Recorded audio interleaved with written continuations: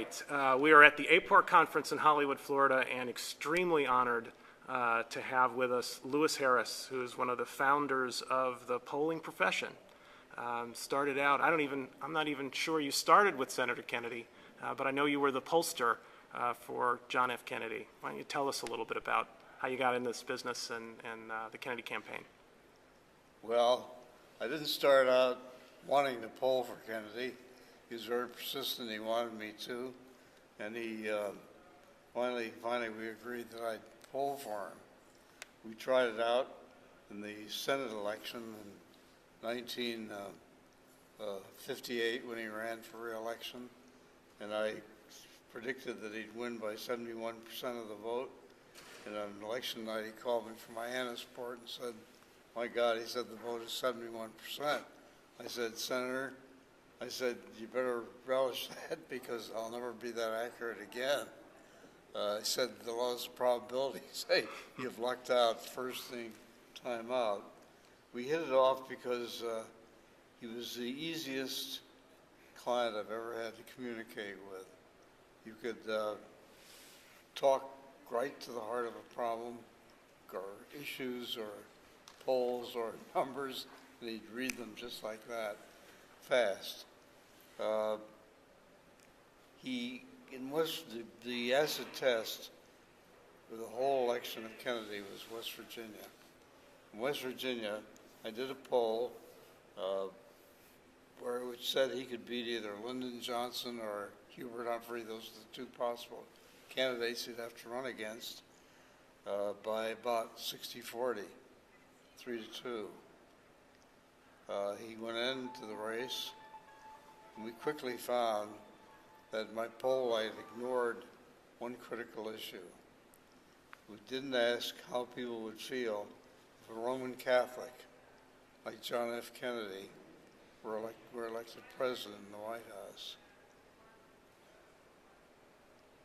As of the last week of the West Virginia campaign, he would have been beaten by Humphrey because when we interviewed, one of the places we interviewed him was a place called Chesapeake in West Virginia, south of Charleston. So it was a swing town, and we took a team of 17 interviewers and interviewed by foot, house to house.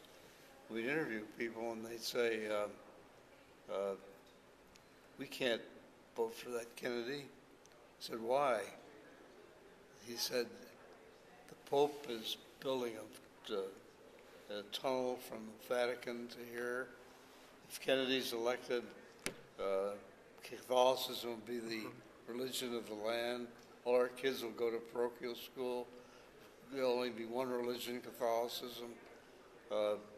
We can't have that. We can't have that. But don't tell people that that's the reason we're voting against them, if that is the reason." Right.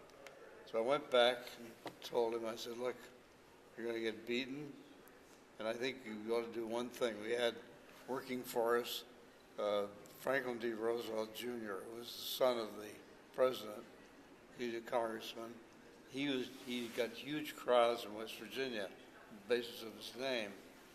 So I came up with this idea, said on Sunday night before the election, we're going to try it all out and do it, either lose or win. But you will take the oath of office. We'll buy a half-hour prime time on every TV station in West Virginia. Now, that sounds expensive. In those days, it wasn't. We bought 9 to 9:30 on Sunday night, and Franklin Roosevelt Jr. held the Bible up, and he gave the oath of office to John F. Kennedy, who repeated it. At the end of it, he said, "So help me God." And Kennedy said into the camera, he said, "That's an oath to God, who's a God, not a Catholic God, not a Jewish God, not a Protestant God. He's a God over everybody."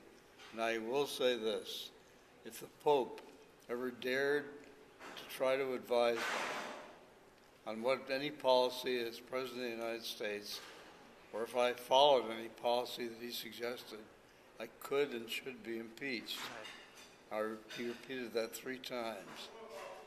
We went back to Chesapeake. Right, and that was the message that helped him We went ultimately back to win that race. the next day, or Tuesday, I guess it was, Monday morning, and we polled people. They'd close their blinds, say, "Come in, please." And they'd say, "Look, we got enough troubles in West Virginia to be known as bigots." Right. So I'm not voting for, I'm voting for Kennedy, but don't tell my neighbor. Don't tell my neighbor. They did. Now, Jack's father left, he was in Palm Beach, and he said, "Jack, you cannot do it. This is apocryphal to the Pope. You're using the Holy Father's name in vain." Bobby agreed with him, and Bobby went to West Palm Beach too. And they both objected to the whole thing. Jack went ahead and did it. He won he turned the 60-40 against him to 60-40 for him. He settled that issue right there.